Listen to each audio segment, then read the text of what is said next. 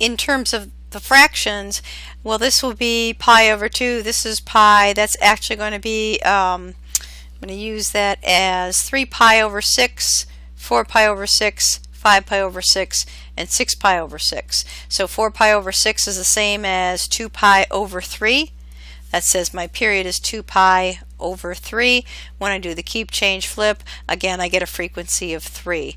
So we're done with the frequency now. We'll put our x in here. Don't forget your x. You're so busy working with the other numbers, it's easy to do that. My last question is, has there been any midline shift? No, the x-axis is still the midline, so there's the equation. Now at this point, I'm going to ask you to pause the video and try writing this one out on your own, and I'll show you the answer in just a couple of seconds.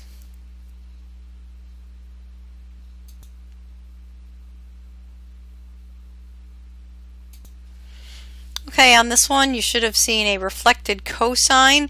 It only goes up 1 tick mark, down 1 tick mark, so we've got an amplitude of 1. You won't write the 1, it's invisible.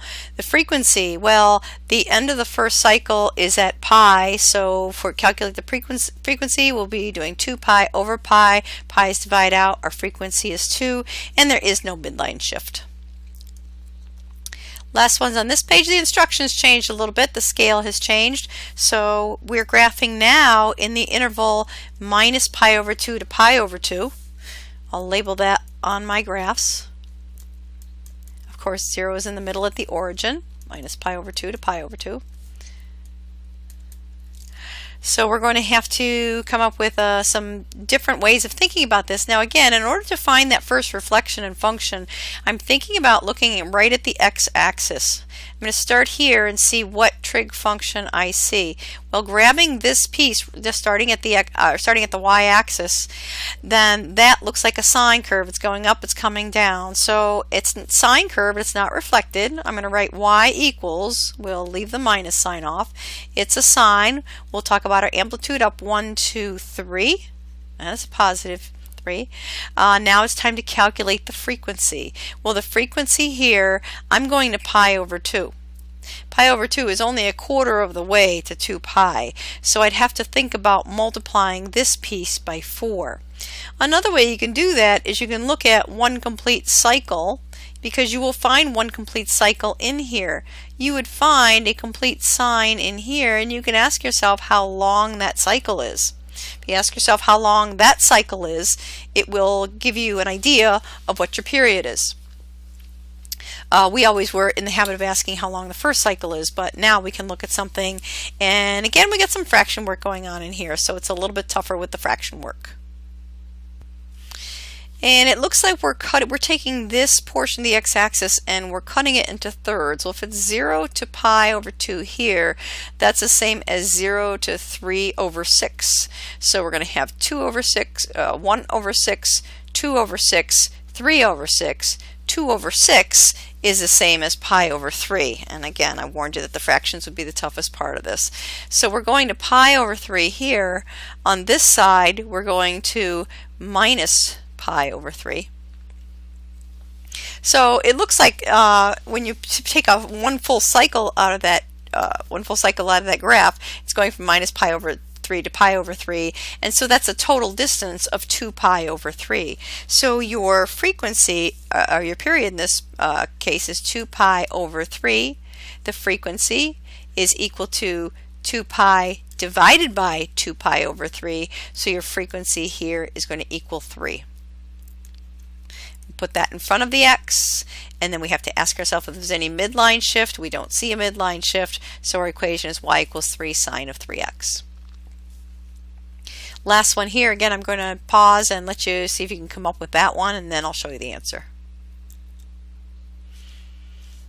Okay, and in this last one you should have come up with y equals negative 2 cosine of 2x. You see half of the cosine between 0 and pi over 2 means you'd see an entire cosine cycle the time you got out to pi, so your period in this case is pi. 2 pi divided by pi leaves 2 for the frequency.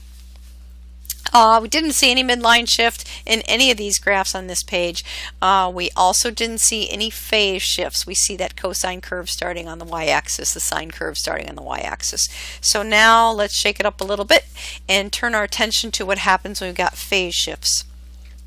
With a phase shift, the instructions might tell you which trig function to use, because really you could use either. So we're going to start out by coming up with our y equals. Again, it's always an equation, and this time there's no guess on the function. We're going to be using a sign. So what we want to do is we want to look somewhere near the y-axis for a complete sine curve, and I'm going to highlight where I see a complete sine curve. It doesn't start at the y-axis because there's been a phase shift, but that complete sine curve is now under the yellow, so that's what we're going to be using to help us come up with all the various pieces. It's not a reflected sine curve, so it'll be a positive number. That's pretty easy part. The amplitude should be easy. Just count up 2 blocks, so we know we're starting out y equals 2 sine. We're going to make more room inside our parentheses because we do have a phase shift in this case. In order to come up with the frequency, we're going to say that the frequency is equal to 2 pi over the period. The period is the length of that complete curve, and since we have everything marked off so nicely here, we can say it's 5 pi over 3 minus, that's the end of it, minus where the start of it is, and the start of it is at minus pi over 3. So it's 5 pi over 3 minus negative pi over 3. That's 5 pi over 3 plus pi over 3 gives me 6 pi over 3, which is the equivalent of 2 pi. So I have a frequency of 2 pi. A period of 2 pi, so frequency is 2 pi over 2 pi. My frequency is just 1. I'll put an X in here. And lastly, I'm going to consider my phase shift. Well, if this yellow site is one complete cycle of a sine curve, it looks like we moved it to the left of the origin by a factor of pi over 3. So I'm going to put the pi over 3 movement in here, but remember opposite signs for those phase shifts. If it went to the left pi over 3, then that means I added pi over 3 in here. And there's the equation. That's one with a sign. What you're going to see down here is the exact same picture. I'm going to work with the exact same picture I just worked with, but now the instructions are going to ask me to come up with the equation in the form of a cosine. So again, we'll start off with y equals, and now I have to highlight the cosine curve that I see closest to the y-axis, and it looks like it starts up here, comes down, and then back up, and there's the cosine curve that's closest to the y-axis.